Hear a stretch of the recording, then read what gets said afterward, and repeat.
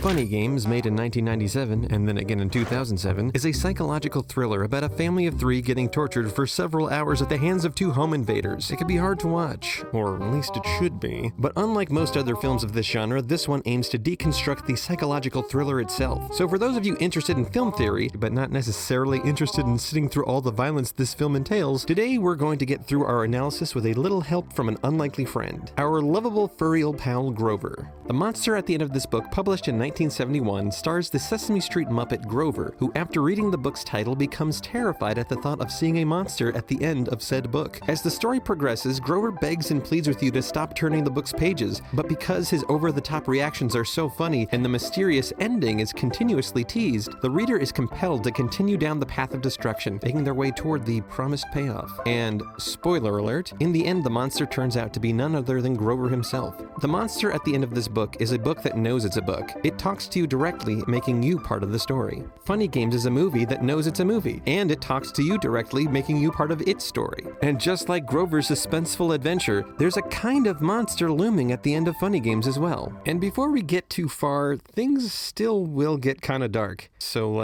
be prepared.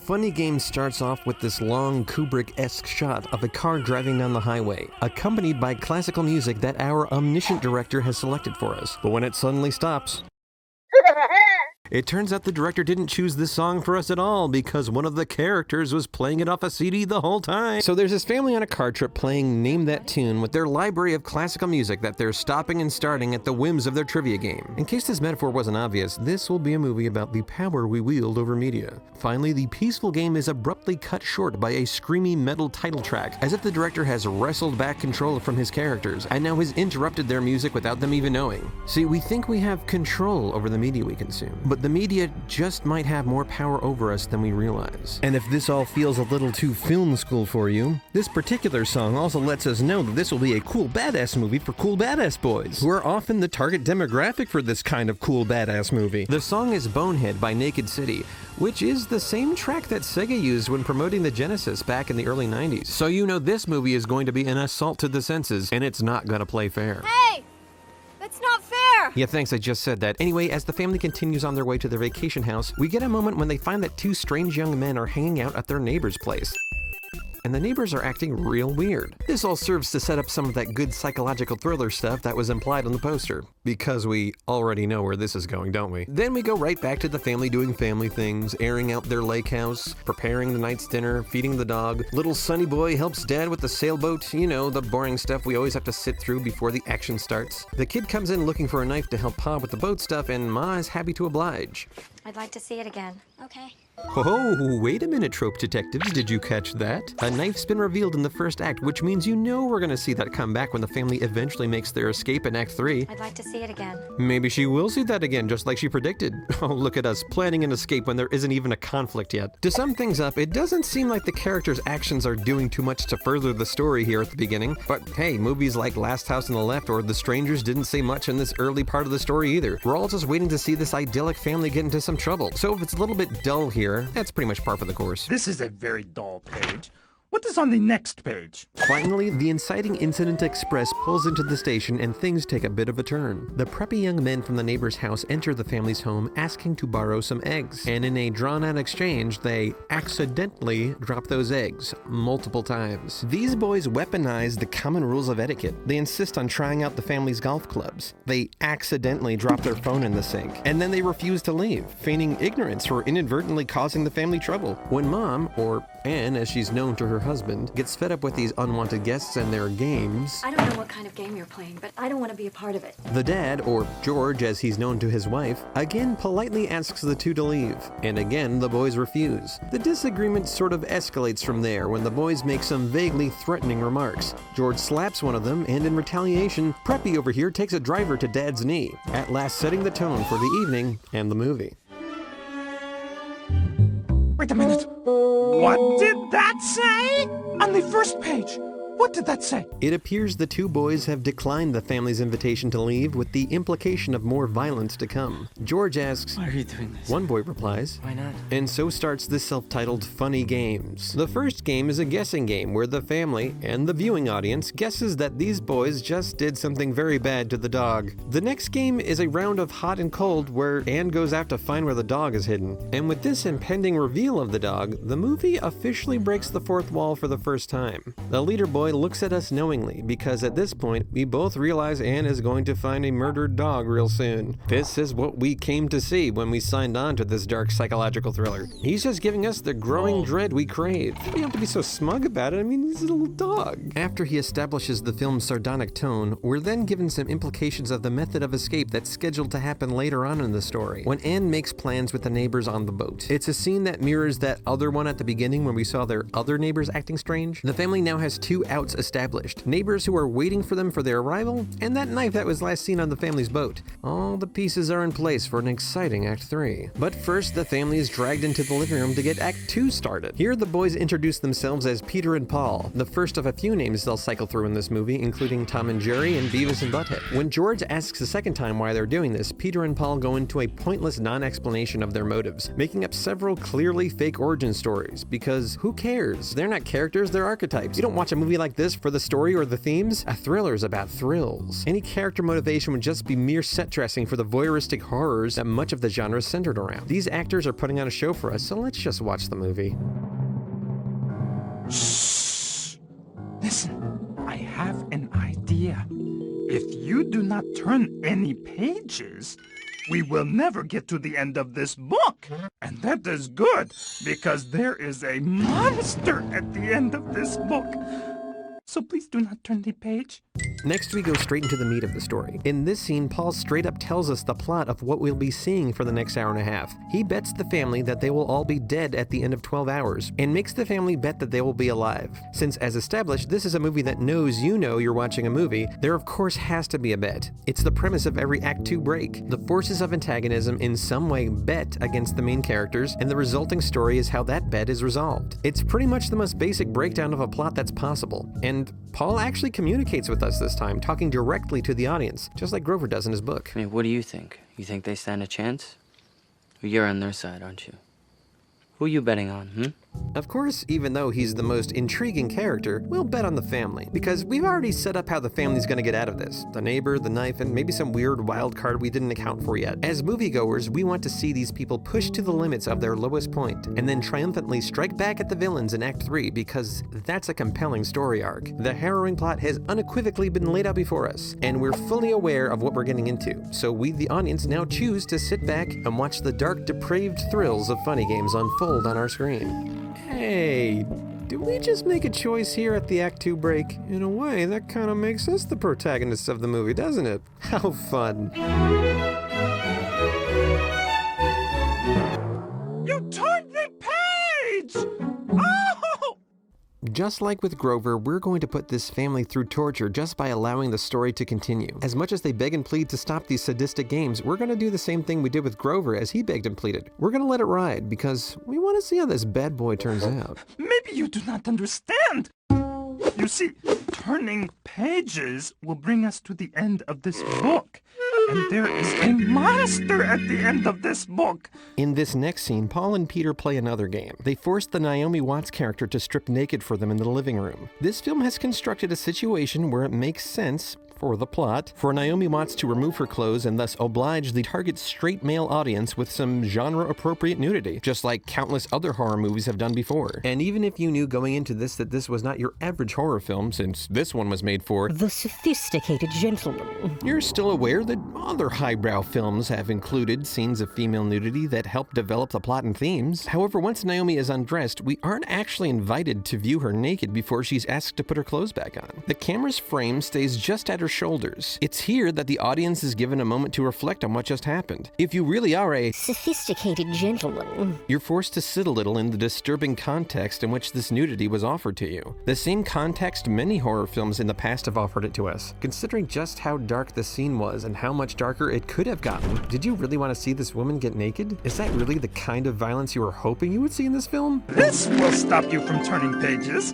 See? But hey, it's just a movie, right? Naomi Watts is fine, and in the end, if her character gets to kill these bastards, we don't have to think about any of this. It's fine.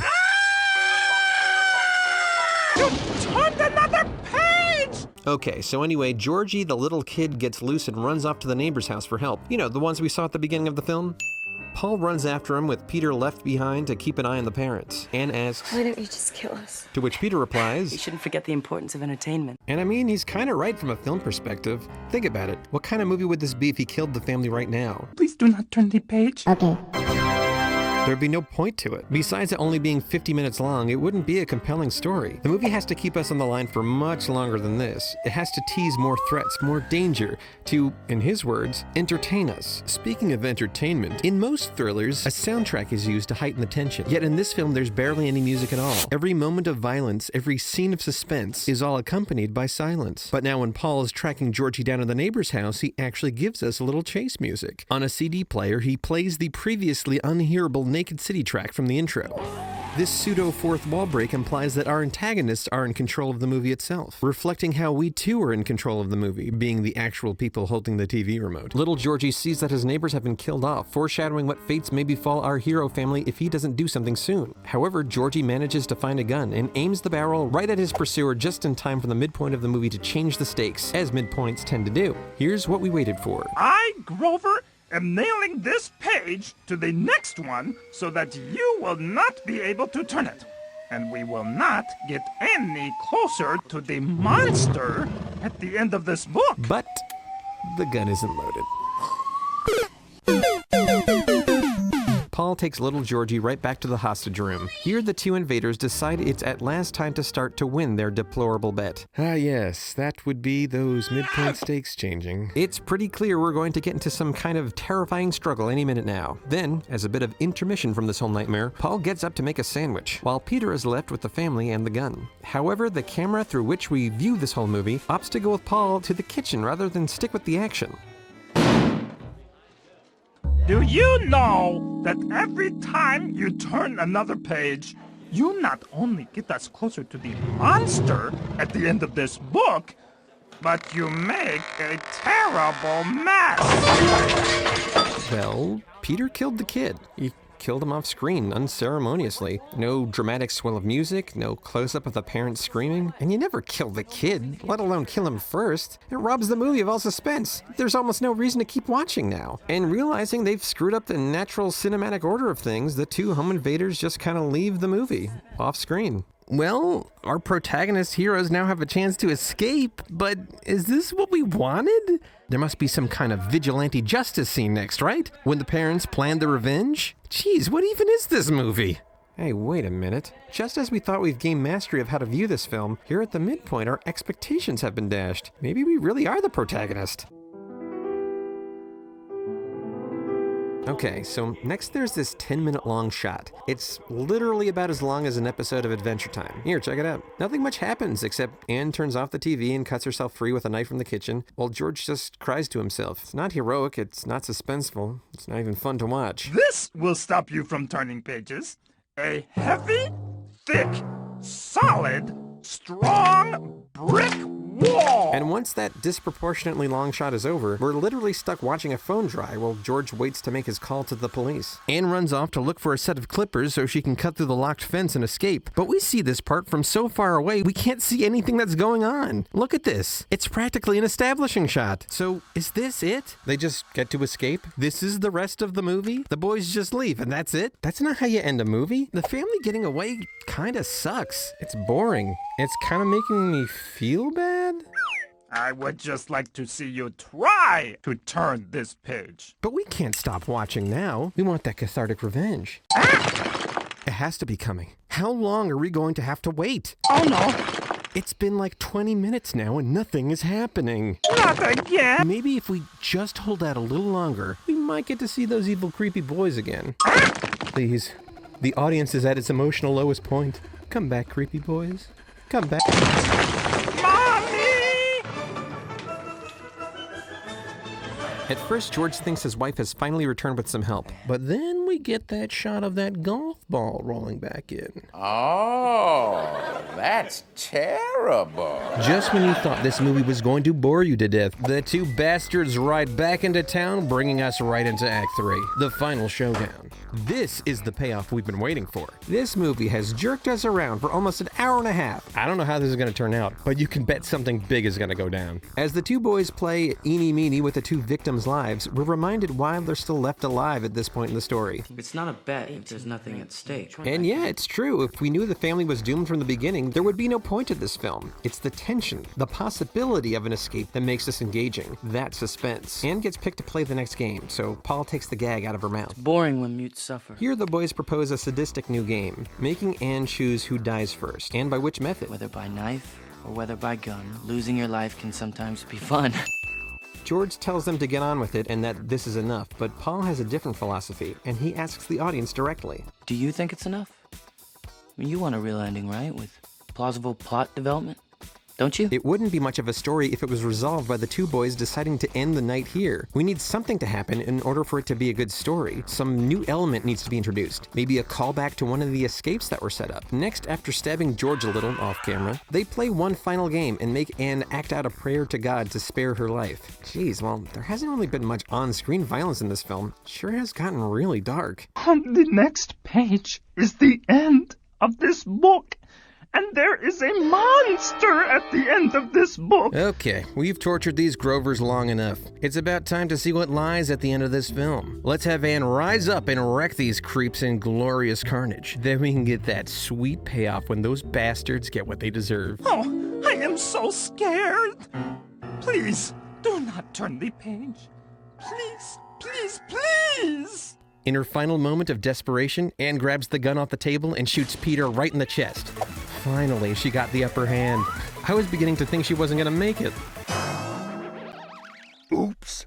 Now here comes the real showstopper. If you know anything about funny games, you probably know about this iconic scene. It's both the most memorable part of the film and the most important. After Anne kills Peter, Paul then finds a TV remote and rewinds the movie. He rewinds Funny Games, the movie you're watching. This is not me, this is the movie. Then on the film's second playthrough, Paul grabs the gun before Anne gets to it and the two boys kill her husband. Not only do we see we were set up from the beginning, but we're now aware that the only thing that ever mattered in this universe was the movie and our entertainment. They never had a chance. There were never any stakes in this movie. We're having steak. Now I have to get rid of it. Once the sun rises, the three survivors sail out into the lake. Anne finds the knife on the boat. Remember that one, trope detectives? But it's promptly taken away from her, as if it were nothing. They then swiftly push Anne overboard. They've decided to end the bet an hour early because it's been going on for long enough and they're getting hungry. After all, a horror thriller shouldn't be too long. We then hear our two Sophisticated gentlemen have a philosophical discussion about some kind of unrelated media they've consumed while we digest what we've just watched. We wonder what the point of all this was, if the movie was rigged from the start. And then the boys start to say something that clues us in. But isn't fiction real?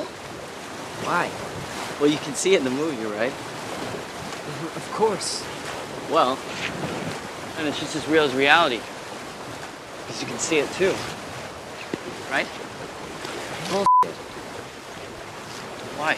While the events we've seen here today were obviously fiction, the need to keep watching these horrific acts, the anticipation of gore, and perhaps any tiny hint of power fantasy any of you might have derived from bonding with these terrible young men, you dirtbag, those were real. Knowing it was fiction gave us an excuse to enjoy it, but in the end, we indulged in the horrific fantasy the moment we agreed to the bet. This film has teased the audience's expectations again and again, but didn't give them satisfaction. It only made them aware of those expectations. And when you watched and waited for the revenge scene to absolve you from allowing all this senseless violence to go on, it was immediately and unfairly taken away. It's a film you should have turned off, but if you watch the whole thing, chances are you are in some way desensitized to this kind of horror. And just like a 4-year-old sadistically puts Grover through the fear and torment of turning all those pages, you were an accomplice in the family's torture when you kept the film going. You maybe even enjoyed its interesting villains. Two callous hedonists entertained by human misery. These entitled little princes get to do whatever they like at the expense of their victims, just like you did. At the end of Funny Games, the big reveal isn't your lovable furry old pal Grover. All you get is Paul, staring straight into your soul.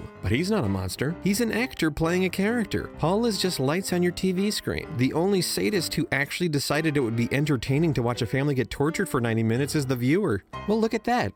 This is the end of the movie, and the only one here is you.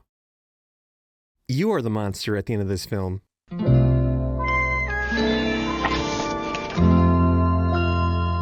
Oh, I am so embarrassed.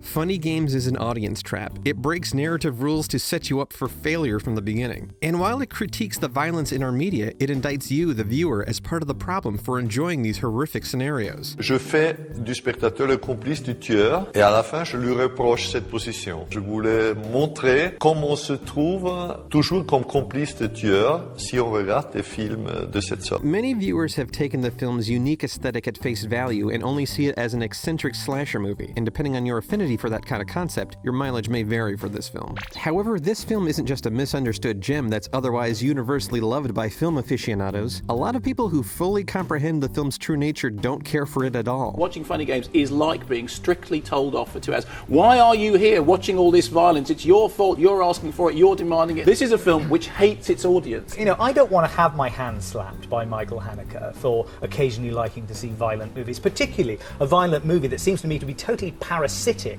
upon the tradition of violent movie making. As alluded to before, Michael Haneke's Funny Games 2007 is a shot-for-shot remake of his German-language film's Funny Games 1997. He had always intended the story for an American audience, since Hollywood has an overwhelming influence over what kind of media is viewed throughout the entire world. However, Haneke also went on to say that if the film actually became a big hit in America, it would be a hit alongside a misunderstanding. In other words, if the film did its job right, the audience wouldn't like it. And if the audience did like it, then they must not have understood the film. J'ai toujours dit c'est un film qu'on regarde si on a besoin de ce film. Si quelqu'un est resté jusqu'au bout, il a eu besoin d'être torturé pendant ce temps-là pour comprendre. This film was made to be abhorrent to people who don't like watching torture, because that's really all this movie is. This film was made to be boring for people who like watching traditional gory horror movies, because you really don't get to see much gore. This film was made to be an insult to cinephiles by mocking narrative story structure's perceived importance over the welfare of the film's victims. This film was also made to be confusing to casual moviegoers who just like straightforward stories without all this fancy metatextual stuff. And if you made it all the way to the end of Funny Games, the movie intends to make you feel guilty for having watched it all.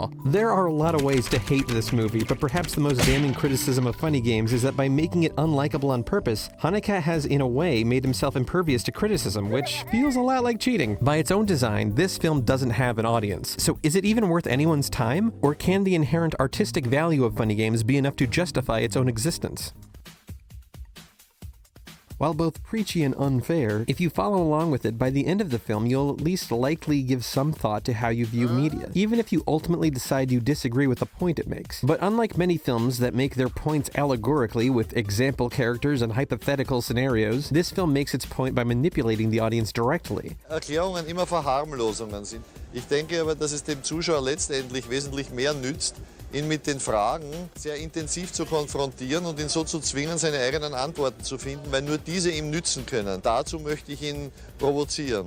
Haneke wants to give his audience the ability to find their own answers to the questions he posits. That doesn't exactly sound like the actions of a director who hates his audience. A bit condescending perhaps, heavy-handed, sure, but it doesn't seem like Funny Games is meant to be a prank to waste your time. Lange Einstellungen, die vom Ablauf her keine große Entwicklung haben, dass man dann ungeduldig wird, unruhig wird, dass es aber nach einer gewissen Zeit die Möglichkeit gibt, sozusagen eine zweite Ebene zu erkennen und den metaphorischen Akt dieses Geschehens wahrzunehmen. Over and over, the imagery suggests this is a movie meant to reflect an audience that's viewing this film at home on a TV, not in a movie theater. The fact that we follow Paul as he so casually walks out of the room to get a bite while a main character is murdered mimics us at home. We might have a movie like this playing in the living room while we step away, only half hearing the action from the kitchen. This is the worst day of these characters' lives, and we treat their pain as background entertainment while we make a sandwich. Next, after Georgie is shot, we get that long take of the blood splattered across the TV. The TV is displaying auto racing. When watching NASCAR with the vehicles looping around and around, there's always that element of danger that any moment the driver could lose control and crash spectacularly.